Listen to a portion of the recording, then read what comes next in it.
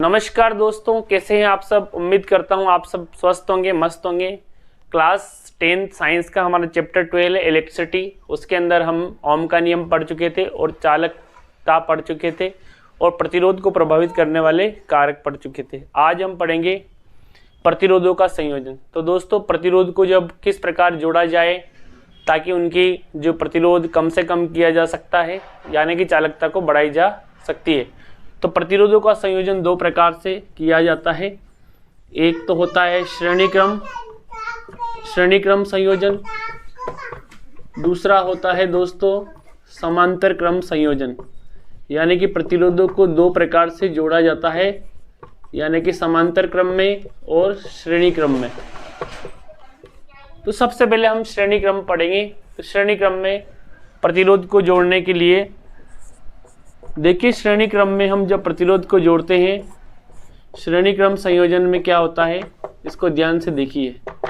इस प्रकार का प्रतिरोध का संयोजन या प्रतिरोधों का संयोजन जिसमें प्रतिरोधों को एक के बाद एक जोड़ा जाए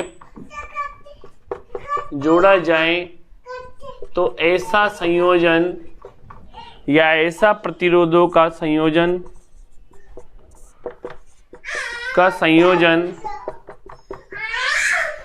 श्रेणी क्रम संयोजन कहलाता है। श्रेणी क्रम संयोजन कहलाता है।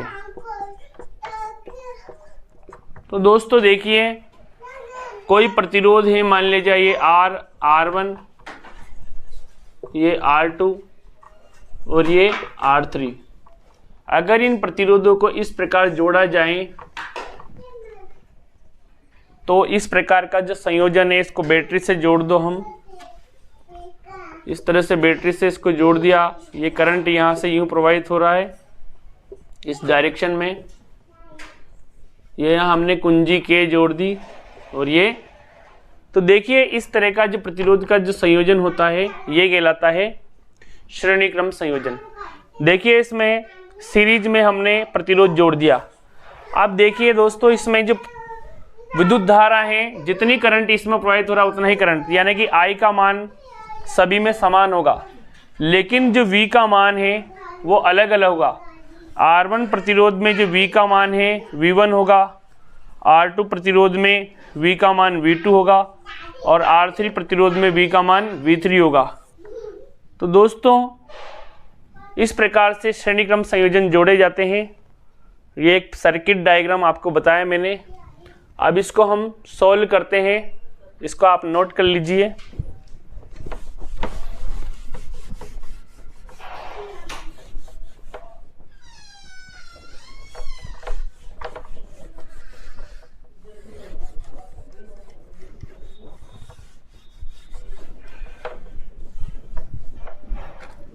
तो दोस्तों, ओम का नियम क्या कहता है, V बराबर RI या IR। दोस्तों, इस प्रकार के संयोजन में क्या होता है, वोल्टता का मान सब में अलग होता है। यानी कि R1 प्रतिरोध के लिए V1 होगा वोल्टता का मान, R2 प्रतिरोध के लिए V2 होगा और R3 के लिए V3 होगा।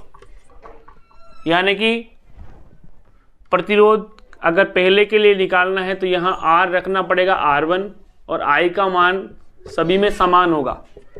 इसके लिए R2 और I का मान सभी में समान होगा। जैसा कि हमने बताया कि जितने भी प्रतिरोध होंगे सभी में करंट, ये R2 हमने बताया, सभी में करंट का मान सब में समान होगा। यानी कि V3 बराबर होगा R3I। तो इस प्रकार V1, V2 और V3 हम निकाल सकते हैं। अब दोस्तों, हमें श्रेणी क्रम संयोजन के अंदर टोटल प्रतिरोध कैसे निकाला जाएगा। तो देखिए, V बराबर RI होता है, तो V बराबर RI से हम रखेंगे।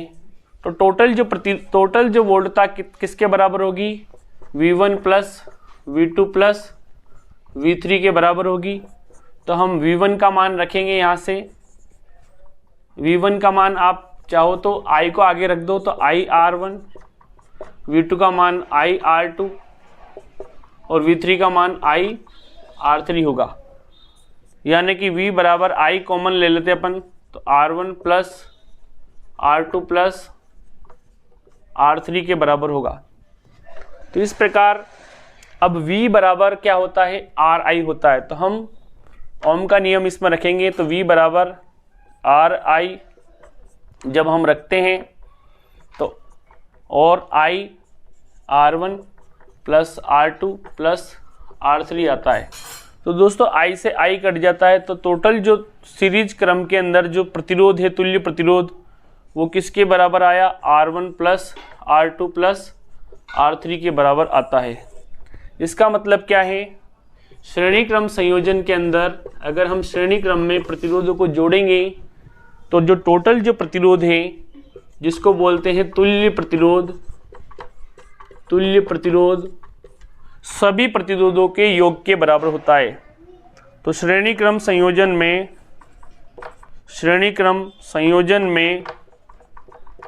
कुल प्रतिरोध जो हैं, कुल प्रतिरोध सभी प्रतिरोधों के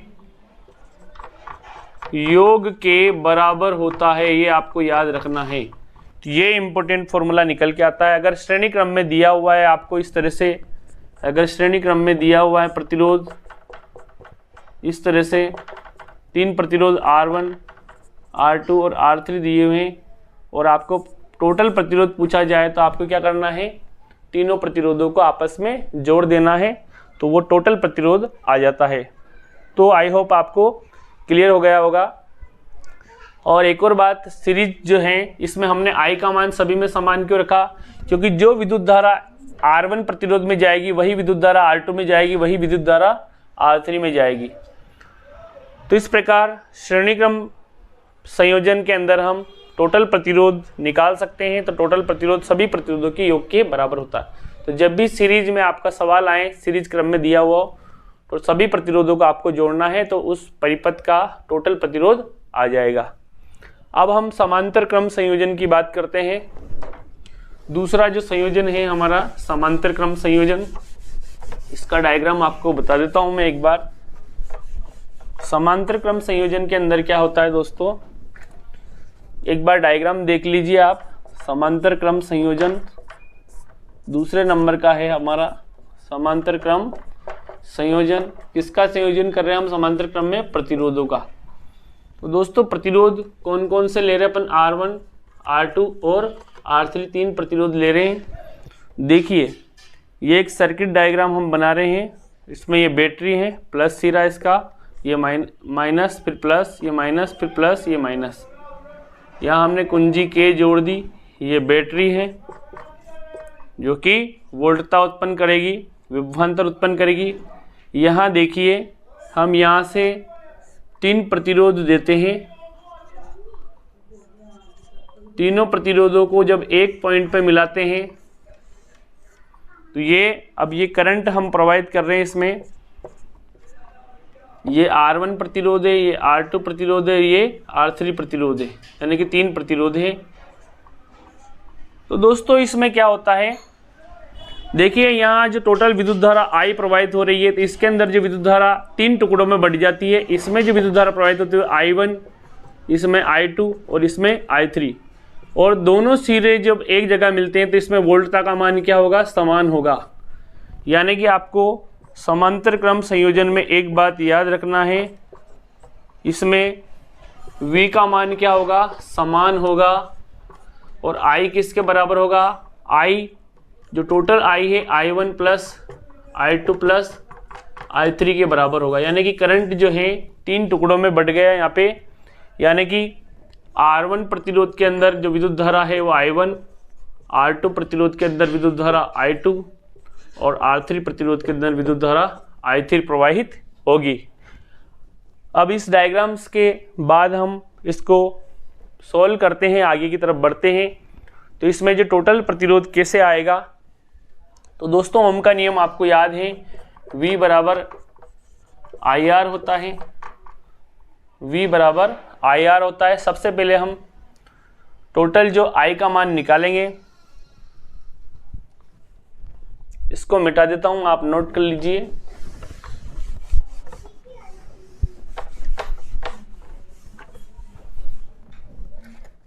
सबसे पहले हम I1, I2 और I3 निकालेंगे।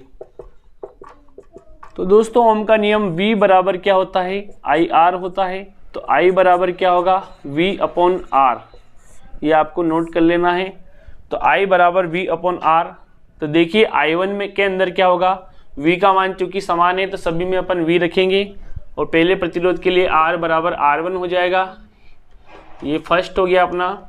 और I2 के लिए V का मान मैंने बताया आपको सब समान है, ये R2 रख दो यहाँ पे, ये दूसरा हो गया। और I3 के लिए V का मान समान रख दो I3 के लिए, और ये हो जाएगा R3। तो आपका ये तीसरी समीकरण आ जाती है। तो यानी कि I1 वाले, यानी कि I1 विद्युत धारा किसके बराबर होगी, V बटे R1 के बराबर। I2 किसके बराबर होगी, V बटे R2 के बराबर। और I3 किसके बराबर होगी, V बटे R3 के बराबर। अब टोटल जो I है वो हम निकालेंगे। तो टोटल I किसके बराबर होगी, I1 प्लस I2 I3 के बराबर। तो ये टोटल विद्युत धारा होगी परिपथ के अंदर। तो I बराबर निकालेंगे हम। तो I1 किसके बराबर है, V बटे R1 के बराबर। I2 किसके बराबर है, V बटे R2 के बराबर। और I3 किसके बराबर है, V बटे R3 के बराबर। तो ये आपकी चौथी समीकरण निकल के आती है। यानी कि अब इसको आगे सोल्व करते हैं हम। यहाँ पे इसको आगे देखिए, ये I रख दिया हमने, V सभी में कॉमन है, हम तो V को यहाँ ले लेते हैं हम। और देखिए यहाँ पे आगे क्या आता है, 1 बटे R1 प्लस 1 बटे R2 प्लस 1 बटे R3। तो यानी कि जो टोटल I आपकी ये आ जाती है। इसको आप चाहो तो पांचवी समीकरण दे सकते हैं। अब देखिए I का मान हम यहाँ रखेंगे। तो I बराबर क्या होता है, V बटे R, ओम के नियम से। तो यहाँ I बराबर हम रख देंगे V बटे R।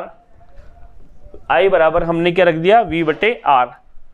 और इधर क्या है, V है, और 1 बटे R1 प्लस 1 बटे R2 प्लस 1 बटे R3 है। अब दोस्तों यहाँ ये V है और इधर V है, तो इसको इधर ले जाएंगे तो ये एक दूसरे से कट जाएगा। तो आपका क्या आया, 1 बटे R। और कौन से क्रम में जोड़ा था हमने, समांतर क्रम में, यानी कि पैरेलल क्रम में। पैरेलल क्रम आपको बता ही दिया मैंने। इस तरह से हम अगर जोड़ रहे हैं एक दूसरे के समांतर, तो ये जो क्रम है ये कौन सा है, प्रतिरोधों का। ये R1 प्रतिरोध, ये R2 प्रतिरोध, ये R3 प्रतिरोध है। इस प्रकार का संयोजन क्या कहलाएगा, समांतर क्रम संयोजन।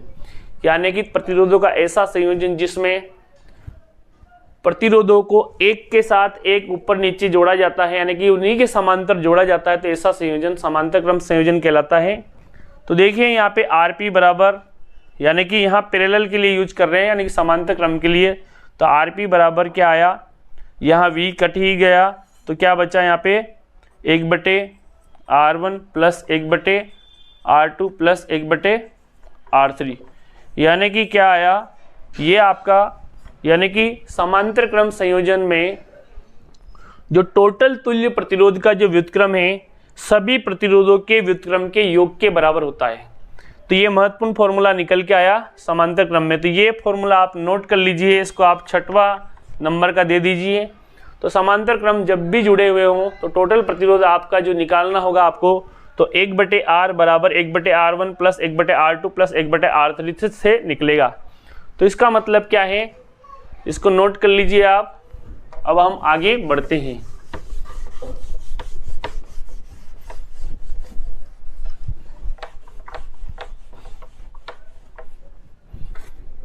तो दोस्तों समांतर क्रम के अंदर क्या है, 1 बटे RP किसके बराबर आया, 1 बटे R1 प्लस 1 बटे R2 प्लस 1 बटे R3 के बराबर। यानी कि समांतर क्रम संयोजन किसका कर रहे हैं अपन, प्रतिरोधों का। किसका, प्रतिरोधों का।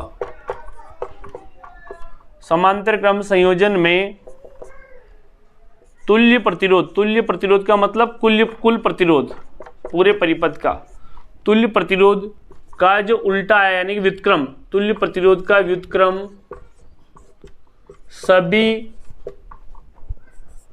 प्रतिरोधों के व्युत्क्रम, सभी प्रतिरोधों का उल्टा दिख रहा है आपको, सभी प्रतिरोधों के व्युत्क्रम के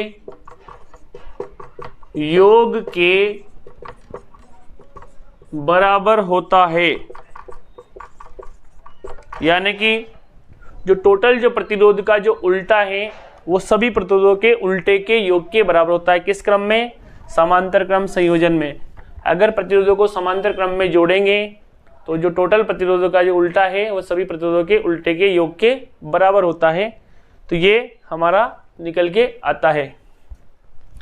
अब हम दोनों फॉर्मूले को एक बार लिख देता हूं मैं, आपको क्लियर हो जाएगा। देखिए श्रेणी क्रम संयोजन का फॉर्मूला क्या आया, तुल्य प्रतिरोध का श्रेणी क्रम, और दूसरा हमने समांतर क्रम का लिया, तो पहला और ये दूसरा। तो इसमें श्रेणी क्रम में क्या आया, टोटल जो प्रतिरोध जो है वो सभी प्रतिरोधों के योग के बराबर आया। यानी कि ये फॉर्मूला आपको याद रखना है। और समांतर क्रम के अंदर जो टोटल प्रतिरोध का जो उल्टा है सभी प्रतिरोधों के उल्टे के योग के बराबर आता है। तो दोस्तों ये जो दो फॉर्मूले हैं आपके सभी प्रकार के सवालों में काम में आएंगे, जो कि बहुत ही महत्वपूर्ण है। ये समांतर क्रम के लिए हैं और ये श्रेणी क्रम के लिए हैं। तो दोस्तों हमने प्रतिरोधों का संयोजन समझा, एक हमने समांतर क्रम संयोजन समझा जिसका फॉर्मूला ये निकल के आता है, और दूसरा श्रेणी क्रम हमने श्रेणी क्रम संयोजन में जब हमने जोड़ा तो ये फॉर्मूला निकल के आता है। यानी कि टोटल प्रतिरोध जो है श्रेणी क्रम संयोजन में सभी प्रतिरोधों के योग के बराबर होता है, और समांतर क्रम में सभी टोटल प्रतिरोध का जो उल्टा है सभी प्रतिरोधों के व्युत्क्रम के योग के बराबर होता है। अब प्रश्न आता है कि हमारे घरों में जो प्रतिरोध किस क्रम में जुड़े रहते हैं, तो हमारे घरों के अंदर समांतर क्रम में जुड़े रहते हैं। घरों में हम कौन से क्रम में जोड़ते हैं इक्विपमेंट को? समांतर क्रम में। क्यों जोड़ते हैं? क्योंकि इसमें क्या होता है, वोल्टता का मान सभी में क्या रहता है, समान होता है, जबकि आई का मान सभी में क्या होता है, अलग अलग होता है, अलग अलग होता है। किसमें? समांतर क्रम संयोजन में। अब बात करते हैं जो हम कई बार जब दिवाली के अंदर जो सीरीज लेके आते हैं तो वो सारी सीरीजें एक कतार में जुड़ी रहती है, तो उनमें कौन सा संयोजन है? श्रेणी क्रम संयोजन। तो श्रेणी क्रम संयोजन में सभी में विद्युत धारा का मान क्या रहेगा? एक समान रहेगा, लेकिन वोल्टता का मान, विभव का मान क्या रहेगा? अलग अलग होता है। तो उनमें सीरीज के अंदर और जो ट्यूबलाइट्स जो रोड की जो ट्यूबलाइट्स होती है उनमें सीरीज क्रम में जोड़ा जाता है, लेकिन हमारे घरों के अंदर जो इक्विपमेंट है, उपकरण है, वो समांतर क्रम में जुड़े रहते हैं, क्योंकि इसमें विद्युत धारा सभी में अलग अलग प्रवाहित होती है। जैसे बल्ब है उसमें कम विद्युत धारा है, हीटर है उसके अंदर ज़्यादा विद्युत धारा है, जैसे पंखा है, वॉशिंग मशीन है, तो सब में अलग अलग करंट प्रवाहित होगा। अगर उनको अपन सीरीज में जोड़ेंगे तो क्या होगा, सबके अंदर विद्युत धारा का जो मान अलग अलग एक समान बहेगा, तो जिसको ज़्यादा करंट चाहिए वो कम जलेगी। तो इसलिए हम हमारे घरों के अंदर समांतर क्रम में जोड़ते हैं। तो दोस्तों आई होप क्लियर हो गया हो आपका कि किस प्रकार हम समांतर क्रम और श्रेणी क्रम में इनका प्रतिरोधों को जोड़कर जो टोटल प्रतिरोध, तो यानी कि अगर हमें कम प्रतिरोध रखना है तो क्या करना पड़ेगा, हमें समांतर क्रम में जोड़ना होगा प्रतिरोधों को, और प्रतिरोध ज़्यादा रखना है तो श्रेणी क्रम में जोड़ना पड़ेगा। यानी कि श्रेणी क्रम का जो प्रतिरोध है सभी प्रतिरोध का योग के बराबर होता है, यानी कि प्रतिरोध ज़्यादा हो जाएगा। तो प्रतिरोध ज़्यादा होगा तो विद्युत धारा का मान क्या होगा, कम, और समांतर क्रम में प्रतिरोध का मान बहुत कम हो जाता है तो विद्युत धारा यानी कि आई का मान क्या हो जाएगा, ज़्यादा। तो थैंक्स फॉर वॉचिंग।